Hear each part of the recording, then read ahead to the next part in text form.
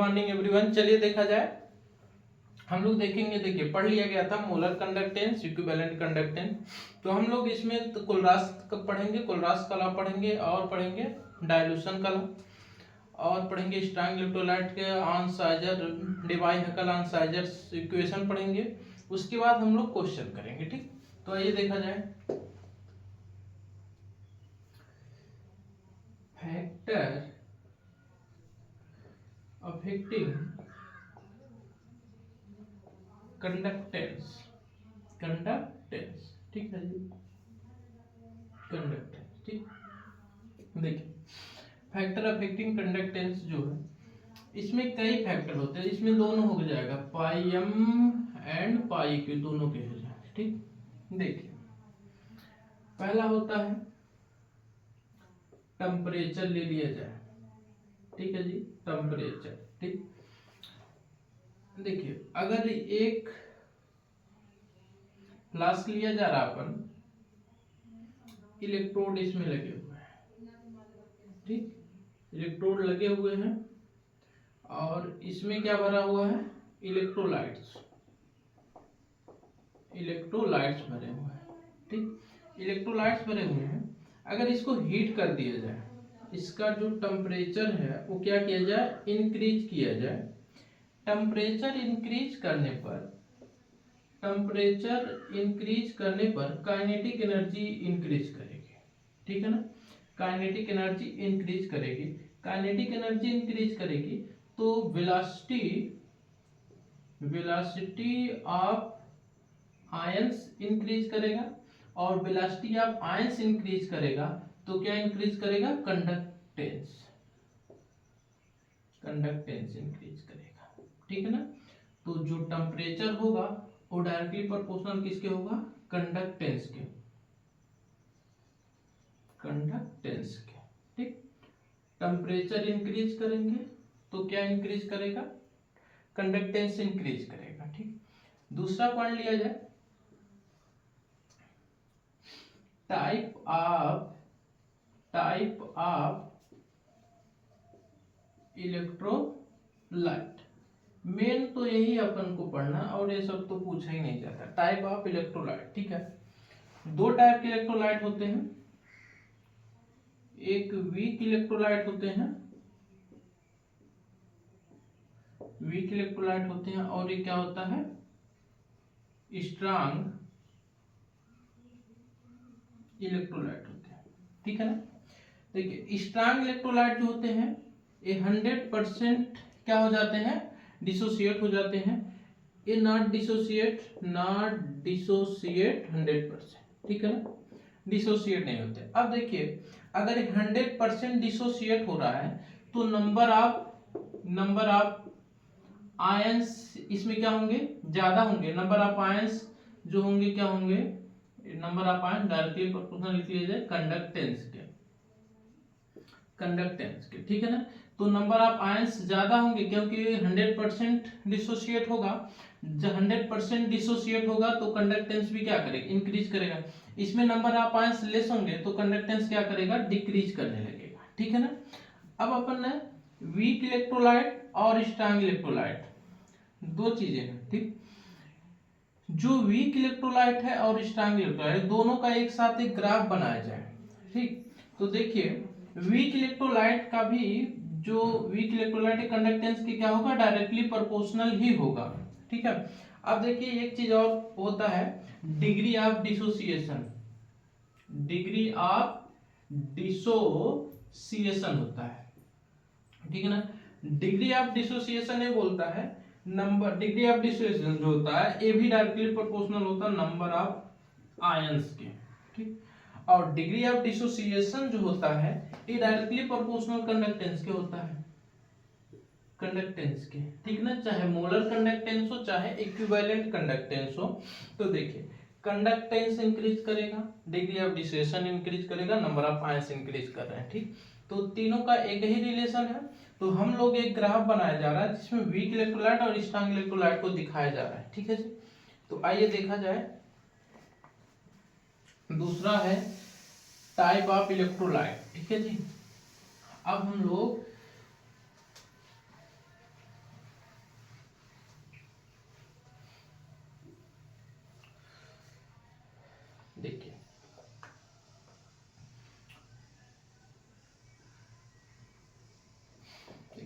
इधर लिया जा रहा है ना कंसंट्रेशन, कंसंट्रेशन लिया जा रहा है, इधर लिया जा रहा है कंडक्टेंस, कंडक्टेंस, ठीक है ना, कंडक्टेंस लिया जा रहा है। अब देखिए इधर अपन कंसंट्रेशन बढ़ाएंगे, इधर कंडक्टेंस भी जीरो है और क्या है, कंसंट्रेशन भी जीरो होगा, ठीक है ना, पोलैरिटी जीरो पॉइंट पे दोनों होंगे, इस पॉइंट पे कोई भी चेंजिंग नहीं होगा, ठीक। अब देखिए जो KCl है स्ट्रांग इलेक्ट्रोलाइट है या NaCl ले लिया जाए, ठीक है ना, स्ट्रांग इलेक्ट्रोलाइट है, इससे कम स्ट्रांग जो होगा वो BaCl2 होता है, ठीक है ना, और इससे जो कम होता है वो निकेल सल्फेट अपन ले सकते हैं।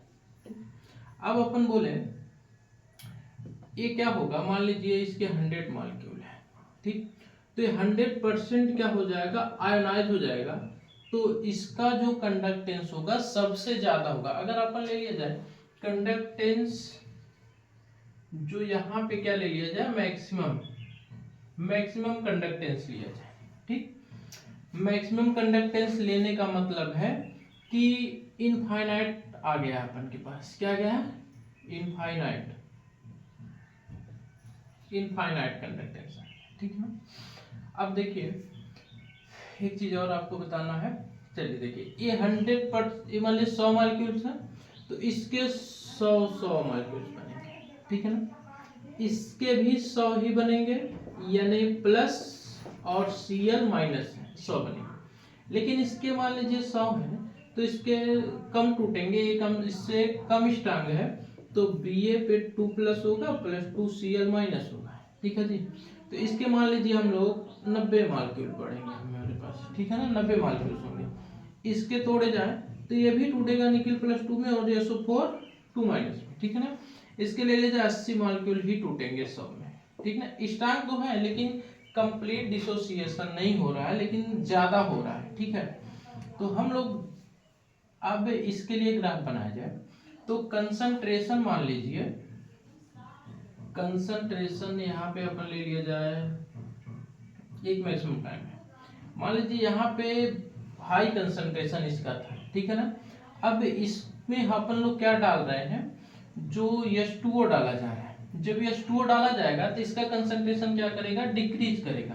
अब डिक्रीज करेगा तो ऐसे डिक्रीज करेगा, डिक्रीज करेगा धीरे धीरे, जब डिक्रीज करेगा तो कंडक्टेंस क्या कर रहा है, इंक्रीज कर रहा होगा धीरे धीरे, तो कंडक्टेंस इंक्रीज करते करते करते करते यहाँ पे चला जाएगा, ठीक है ना। अब देखिए एक KCl के लिए हुआ, ठीक है ना, आप बोलेंगे ये लीनियर, लगभग लीनियर ही क्यों जा रहा है, तो देखिए इसमें जब अपन H2O डालेंगे तो 100% टूट जाएगा, रुकेगा नहीं, तो इसीलिए क्या जाएगा, लीनियर जाएगा। उसके बाद इसके मैक्सिमम है तो यहाँ पे जाएगा किसका, ये BaCl2 के लिए, BaCl2, फिर इससे ज्यादा किसका हो जाएगा,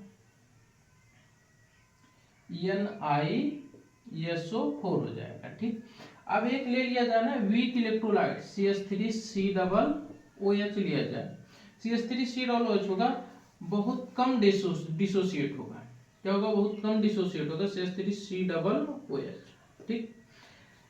जब बहुत कम डिसोसिएट होगा, और दूसरी बात है 100% कभी भी डिसोसिएट नहीं होगा, ठीक है ना। एक मिनट, अच्छा भी बता दें आपको, थोड़ा सा इसको आगे ही लिया जाए, ठीक।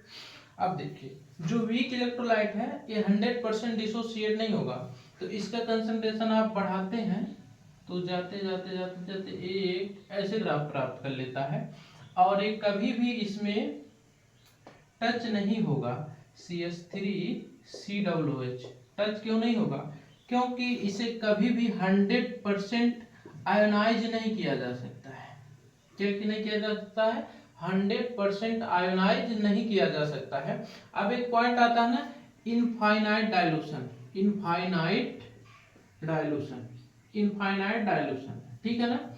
इनफाइनाइट डाइल्यूशन क्या होता है, देखिए अगर अपन इसमें KCl डाला जाए, ठीक, अगर अपन इसमें कितना डालें, 50 ml H2O डाला गया, ठीक, डालने पर इसके मान लिए 90 मॉलिक्यूल डिसोसिएट हो गए, KCl के, ठीक। KCl के कितने मॉलिक्यूल डिसोसिएट हो गए? 90 मॉलिक्यूल डिसोसिएट हो गए। फिर अपन कितना डाल दिए? 50 मॉलिक्यूल डाल दिए, तो अब की बार कितना हो गया? 100% डिसोसिएट हो गया KCl, ठीक। अब अगर अपन बोले इसमें H2O डाला जाए, H2O डाला जाए तो इस पर कोई भी प्रभाव नहीं पड़ेगा, तो इस पॉइंट को बोलते हैं इनफाइनाइट डाइल्यूशन, इनफाइनाइट डाइल्यूशन। और इस पर जो कंडक्टेंस हमें मिलती है उसे अपन हम लोग बोलते हैं इनफाइनाइट कंडक्टेंस। क्या हो जाएगा? Infinite conductance. अब देखिए ये स्ट्रॉन्ग था, ये 100% टूट गया, ये सब भी 100% टूटेंगे, ठीक है ना, लेकिन हम लोग को थोड़ा इसमें टाइम लगेगा, ठीक है। तो ये तीनों एक दूसरे से टच कर सकते हैं, कहाँ पे? इस कंडक्टेंस वाले लाइन से एक दूसरे टच हो सकते हैं, लेकिन जो वीक इलेक्ट्रोलाइट है, एसिटिक एसिड है, ये 100% कभी नहीं आयनाइज होगा, इसीलिए इसमें इनफाइनाइट कंडक्टेंस कभी भी ऑब्टेन नहीं होता है। तो हम लिख सकते हैं ग्राफिकली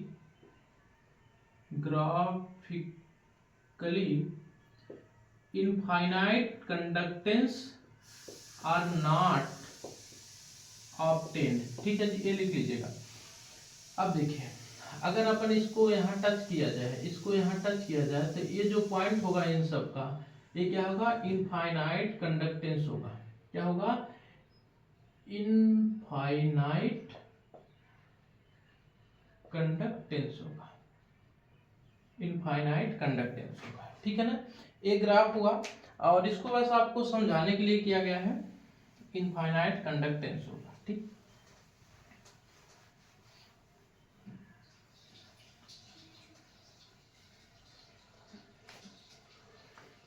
लिखिए, देखिए eight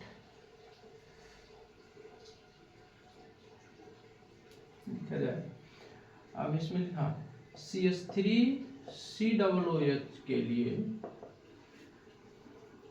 graphically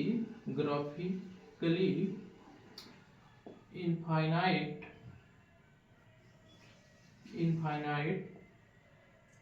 conductance are not obtained because it does not dissociate 100%, ठीक। अब देखिए when KCl dissociate completely, then after dissociate completely, ये लिखा जाए after dissociate completely of KCl, then adding H2O, KCl not dissociate this point is known as infinite dilution, and at this time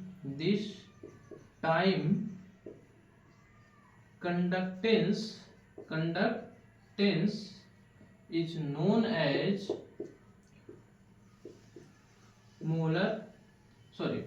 infinite conductance, ठीक है जी, ये हो जाएगा।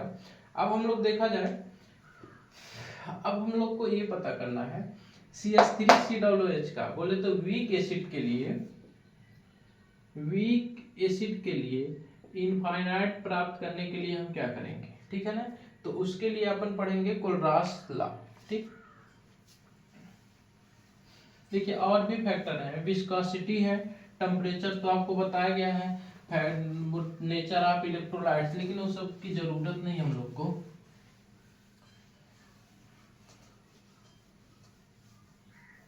देखिए कोलरास का नियम देखिए,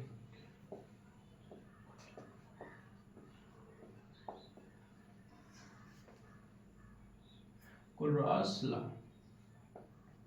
ठीक है जी। एक कार्बन का निकाल, देखिए हम लोग अगर देखा जाए, हम बोले ना KCl है, सॉरी वीक एसिड लिया जाए CH3COOH, ठीक।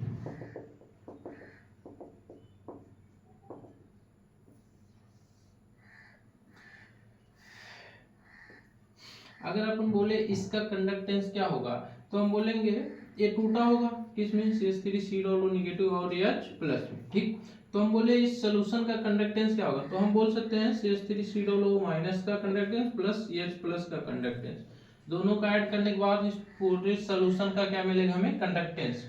तो जो क्लॉस लॉ होता है वो इनफाइनाइट डाइल्यूशन पर हमें क्या बताता है, कंडक्टेंस बताता है। तो हमें वीक एसिड का तो पता नहीं लग पा रहा था उससे, तो हम लोग किसके लिए निकालते हैं, वीक एसिड के लिए ये यूज करते हैं। स्ट्रांग के लिए भी इसी से निकाला जाता है, ठीक है ना, लेकिन वीक एसिड के लिए स्पेशल होता है। देखिए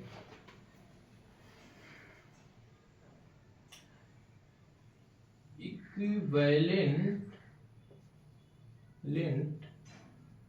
conductance at infinite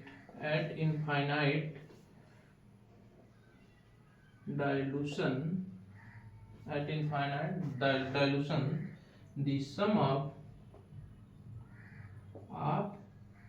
any electrolyte, this sum of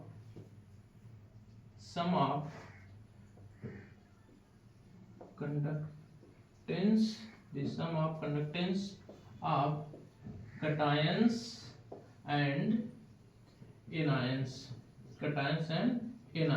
ठीक है जी। equivalent conductance at infinite dilution of any electrolyte, the sum of conductance of cations and anions, ठीक है। देखिए अगर हम लोग को लेना है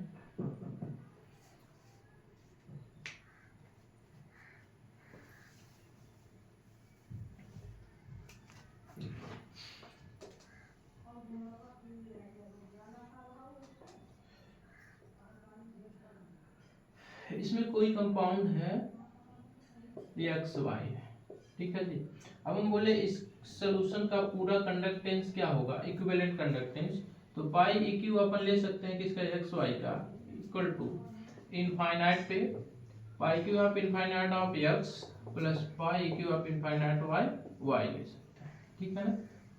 अब देखिए हम लोग इक्विवेलेंट कंडक्टेंस कैलकुलेट कर रहे हैं, तो इसके लिए मोलर कंडक्टेंस भी कैलकुलेट कर सकते हैं। तो अभी हम लोग देखा जा रहा मोलर कंडक्टेंस, पहले सबके लिए क्या देख लिया जाए, इक्विवेलेंट कंडक्टेंस। और मान लीजिए एक, चलिए अब हम लोग देखा जाए XY2, इसके लिए मोलर इक्विवेलेंट कंडक्टेंस क्या लिखेंगे, पाई क्यू किसका, XY2 का ले सकते हैं pi Q of X plus pi EQ of Y, ठीक है जी। अब एक इसका रहेगा पॉजिटिव का और ये क्या हो जाएगा, निगेटिव हो जाएगा, ठीक है ना। अब वो एक पॉइंट लिखा जा रहा है, लिखिए in equivalent conductance, in equivalent conductance n factor are number of ions not used, only use cation and anion value, ठीक है जी, cation and anion value, ठीक। अभी आपको दिखा दिया जाएगा कैसे हो रहा है। इक्विवेलेंट कंडक्टेंस हो गया, हम लोग कुछ का इक्विवेलेंट कंडक्टेंस लिख लिया जाए।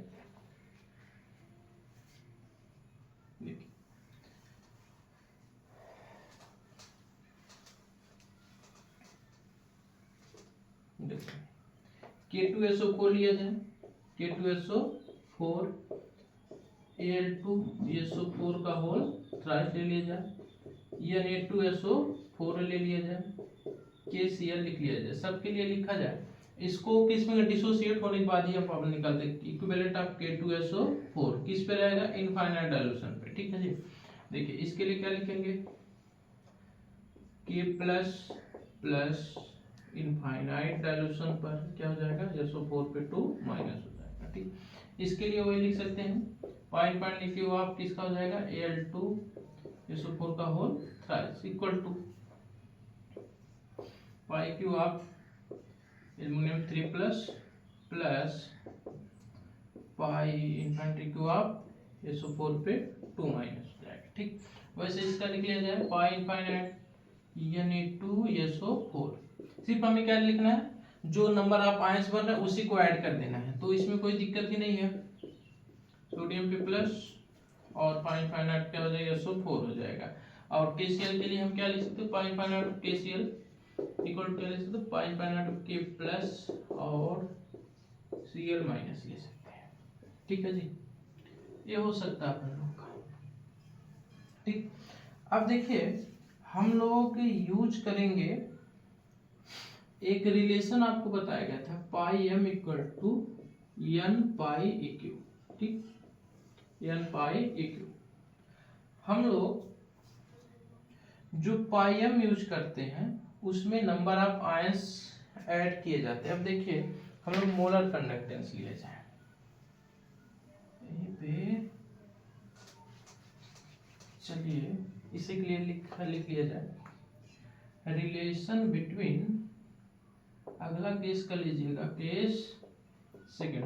ठीक है ना, relation between pi m and pi EQ। ठीक है जी, देखो पाई EQ की जगह पर अपन क्या लिख सकते हैं, पाई m अपान n फैक्टर।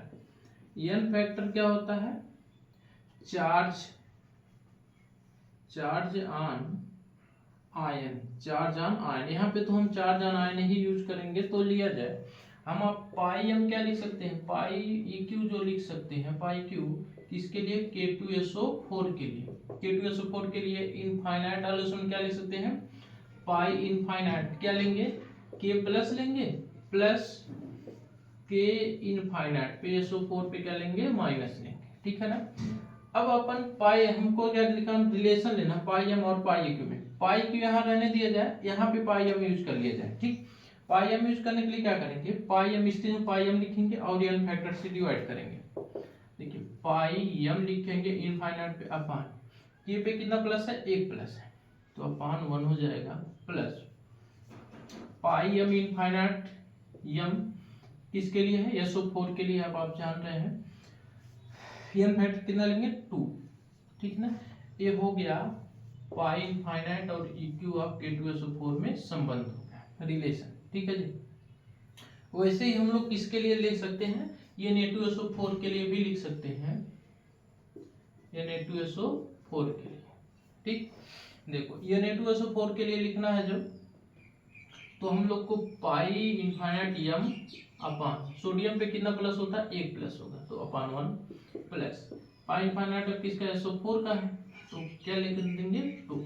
ठीक है जी, और KCl के लिए तो हो जाएगा। और किसी के लिए अगर आपको दिक्कत, Al2SO4 के लिए बता दिया जाए, देखिए देखो Al2SO4 एल्युमिनियम सल्फेट। ठीक है जी, अब देखो पाई EQ ऑफ Al2SO4 का होल थ्राइस है। ठीक, अब हमें क्या यूज करना, पाई m यहाँ यूज करेंगे, तो एल्युमिनियम पे कितना प्लस होता है, 3 प्लस अपान 3 हो जाएगा। ठीक, plus pi infinite of m sulphate पे कितना माइनस हो, 2 माइनस, ये हो जाएगा किसके लिए, एल्युमिनियम के लिए, Al2SO4 होल थ्राइस के लिए। ठीक है ना, तो एक क्या हो गया, रिलेशन बिटवीन पाई m और पाई EQ। अब सिर्फ हम लोग क्या लिख लिया जाए, मोलर कंडक्टेंस कैसे यूज करेंगे, तो देखिए मोलर कंडक्टेंस के लिए हम लोग एक रूल और लिख रहे हैं और केस थर्ड लिख रहे हैं। ठीक,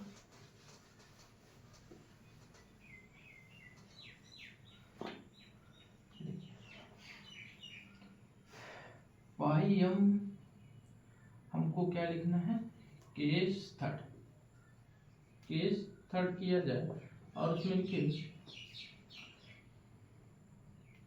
इन molar conductance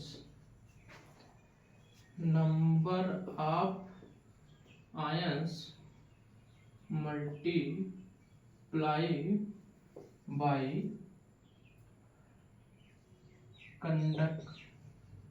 conductance of cations and anions. कहने का मतलब ये है, जब अपन मोलर कंडक्टेंस किसी का निकाल रहे हैं तो उसके नंबर ऑफ आयंस जितने हैं उससे क्या कर दिया जाएगा, मल्टीप्लाई कर दिया जाएगा। अब देखिए SO4 जो है एक कंप्लीट आयन है, इसकी वैल्यू कितनी है 1 है, इसकी कितनी है 2 है। तो अगर अपन पाई एम यूज कर रहे हैं, पाई एम एट इनफाइनाइट डाइल्यूशन पे, तो हम लोग बोल सकते हैं पाई इनफाइनाइट, हम लोग एक्स वाई लिया जाए पहले, ठीक है जी, एक्स वाई लिया जाए तो एक्स पे क्या आ गया, प्लस आ गया, प्लस और पाई इनफाइनाइट एम किसका है, वाई माइनस हो जाए, ठीक है जी, ये एम हो जाए। तो हम लिख दे रहे हैं यहाँ पे एन और एम, ठीक है, where N and M are, where N and M are number of cation and anion, ठीक है जी, ये हो गया। अब हम लोग किसके लिए लिखा जाए, K2SO4 के लिए मोलर कंडक्टेंस लिखा जाए, तो पाई इनफाइनाइट पे यम है और उसके लिए क्या यूज कर रहे हैं, K2SO4 लिखने जा रहे हैं, ठीक है ना। तो यहाँ पे देखिए पाई यम लिखेंगे किसके लिए, पोटेशियम के लिए, इनफाइनाइट डाइल्यूशन, ठीक। और इसके कितने नंबर दिए हैं, 2, प्लस SO4 कितना है, 1 है, तो हम लोग ले सकते हैं पाई एम SO4 पे 2 माइनस और इनफाइनाइट हो जाएगा, ठीक है ना। ये इंपॉर्टेंट पॉइंट है, इसे लिख लीजिएगा। और अगर अपन Na2SO4 के लिए लिखना चाहें तो Na2SO4 के लिए, ठीक, Na2SO4 के लिए लिखना चाहें तो पाई इनफाइनाइटियम किसके लिए, Na2SO4 के लिए, तो नंबर आप इसमें कितने हैं, इतने ही है, तो सेम टाइप आयंस है तो इसको लिखने की कोई जरूरत नहीं थी, प्लस आप एम आप SO4 पे 2 माइनस, ठीक है ना, ये हो जाएगा, ठीक। अब हम लोग एक और रिलेशन है, हाँ वैसे हो गया सब, हाँ कुछ चीजें और लिखा जाए, देखिए इसमें पढ़ा जाए,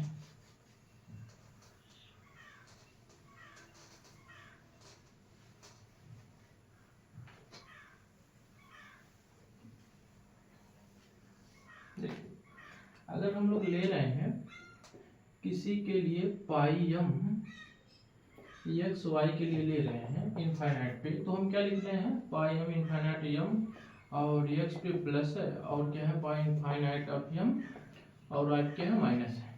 तो पाई इनफाइनाइट ऑफ जो एक्स प्लस अपन कहा रहा है ये है आयनिक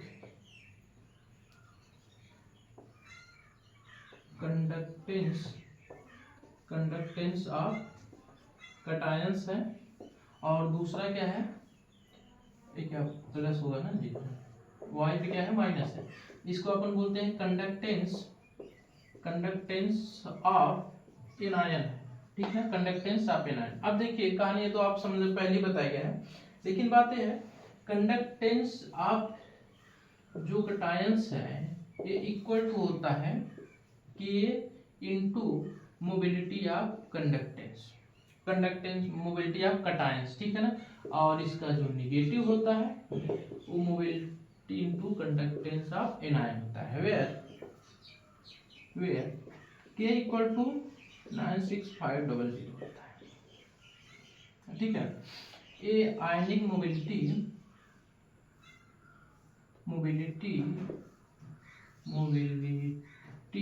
ऑफ कटायंस है, मोबिलिटी ऑफ कटायंस है, और ये क्या है मोबिलिटी ऑफ एनायन है, मोबिलिटी ऑफ क्या है एनायन है, ठीक। अब देखिए ये एनायन है कटायंस है, इसको अपन भी क्या बोल सकते हैं, आयंस बोल सकते हैं, तो ionic mobility equal to ionic